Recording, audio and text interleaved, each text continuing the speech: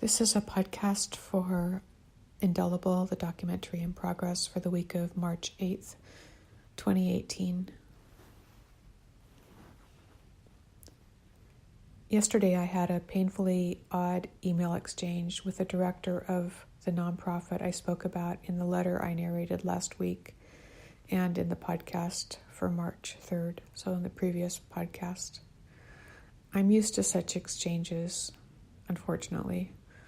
I recognize the language they use. It's funny as no matter who is speaking to me in any of these emails, they always sound like the same person. It's as if there is a poverty of language when these tactics are employed, and I'm always left with a sense of sadness for the lack of empathy behind these words, and for a sadness for the person who feels they must engage in such distortions. It is a form of gaslighting that is used, where the opposite of what is factual is put forth as fact, and then insults and personal attacks are expressed for questioning them. I never had this type of experience until I stumbled into Carnegie Mellon University and served on their faculty. And it was there that I learned this mode of human expression is how false authorities attempt to keep one from questioning their destructive actions. It's often employed by their lawyers who have gone to what I might call the dark side. They have lost touch with their ability to care about the common good and any sense of connection with other human beings who are not in their immediate circle. I can shake these experiences off more quickly now than when I first experienced them. From this encounter, I was able to learn something about the kid survivor's situation who is currently in federal prison. It is this director's job to make sure inmates are treated fairly and humanely. But in the case of Defer, the former kid, it was communicated unequivocally. This will not be considered. This is something I do not understand. How one can stand behind a mission with such lofty ideals, yet turn away from them for some reason. And the reason in this case appears to be that false authorities have deemed Defer should not be treated equally under the law. At the same time, I was reading old news articles about Defer's actions that landed him in federal prison. I found several articles that said the shooting of Kenneth Ward was April 24th, 1979. That was yet another date for his death. Now I had found 3 dates. I think this was just sloppiness in the part of the reporter, but in 3 articles, it's just so strange. And I read the articles on his trial for the shooting of Kenneth Ward, the customs officer. One of his 2 lawyers, Kelly Cobb, repeatedly referred to his mercenary training as a young teen.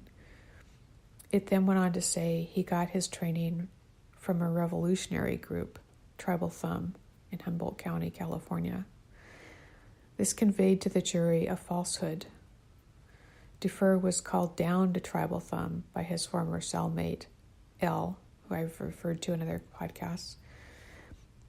And that was his former cellmate from Duell Vocational Institute, DVI, to train others in military arms and tactics.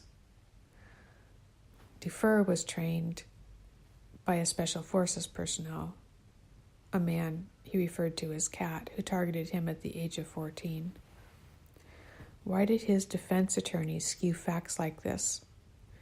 They had a psychiatrist interview Defer 3 times, who said he was gravely impacted by this training, and that it resulted in his actions which resulted in the death of Ward. But then his attorney glossed over this in court, and even reversed the facts of his training for the jury. He gaslighted them. Why? There was information about the shooting as well. Defer shot Ward twice.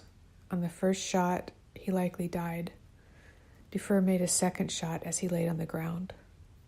This does show intent, or it shows Defer acted robotically because of his training.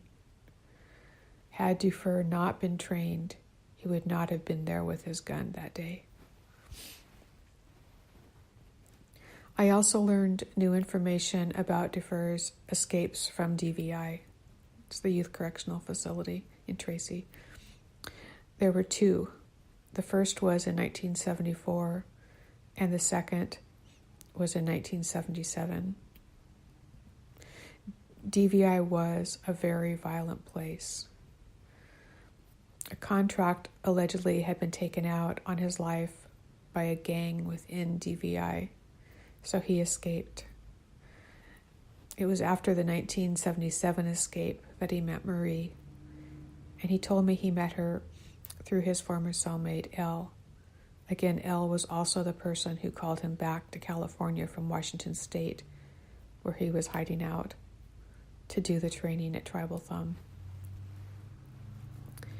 After the shooting of Ward, Defer and Marie tried to escape in their car. They had a Chevy Vega.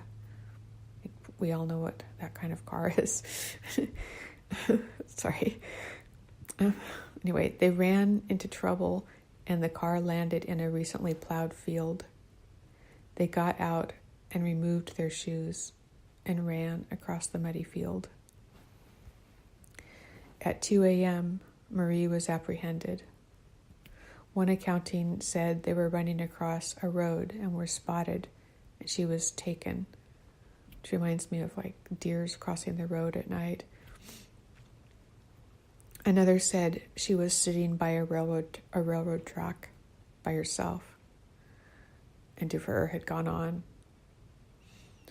Defer was found hours later. While sitting in court, I believe for arraignment, Marie wrote a poem. And this is it. In a courtroom, I sit waiting for an answer. For killing a man, I had to do.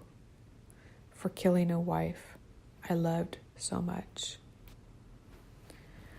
The prosecutor read this to a judge. It seemed to take the perspective of Defer, as if she was trying to understand his actions and his history, which she had just learned. And later a reporter stated they sat in court in their jail-issued jumpsuits and sandals, holding hands.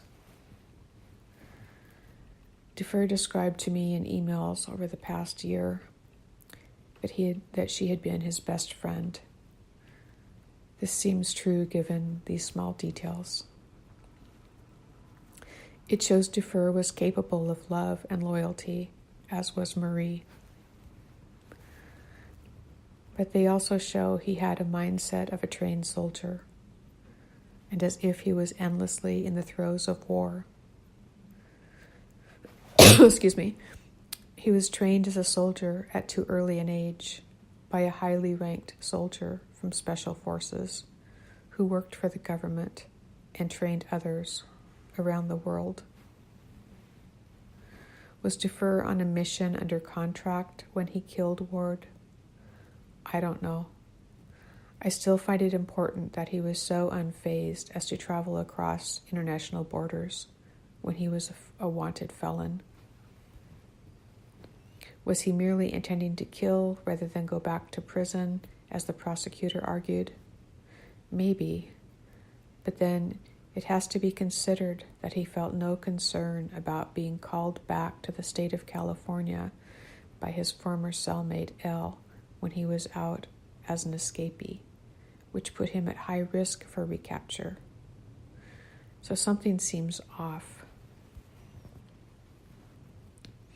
And then we have the fact that his lawyer distorted his history, shifting the spotlight away from who actually trained him as a mercenary, telling a false history and trying to shield the jury from considering who really trained him.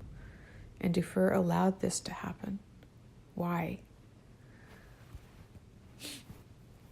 The director at the nonprofit made it clear that Defer would receive no help from his organization, He distorted the very mission of his organization to support this position.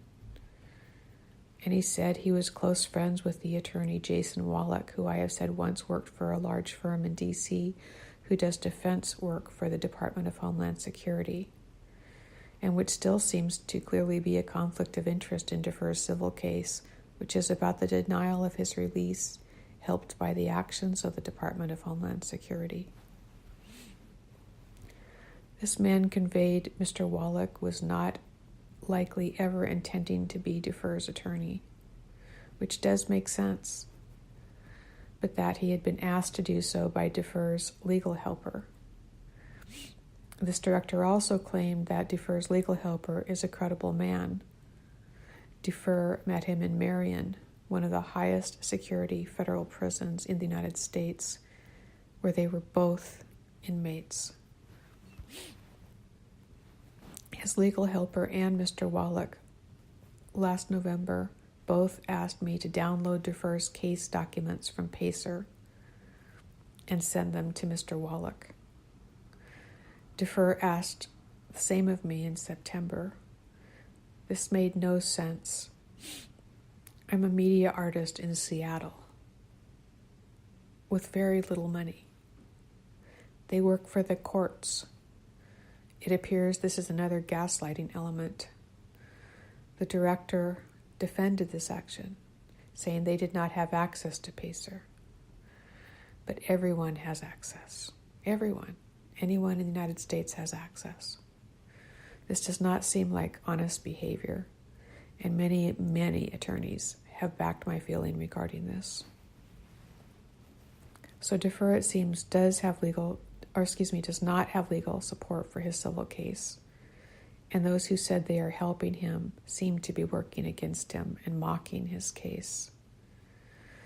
Defer does not express much about this. Why? As I said in the last podcast, it is almost as if he does not want to be released. But why not?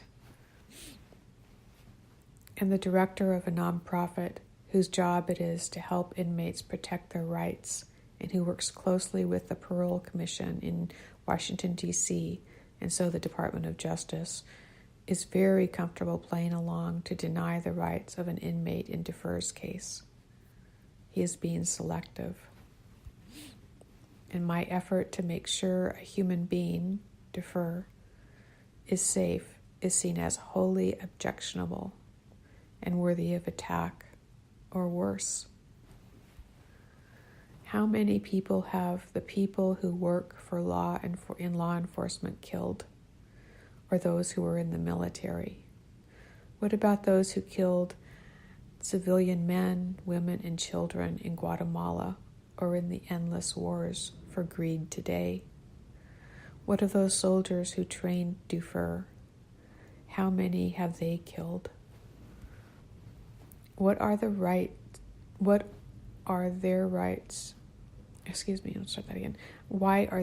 rights protected and Defer's denied? Why is asking this question seen as objectionable and intolerable? Honestly, it seems to be about false authority. If you are aligned with false authority, you are protected.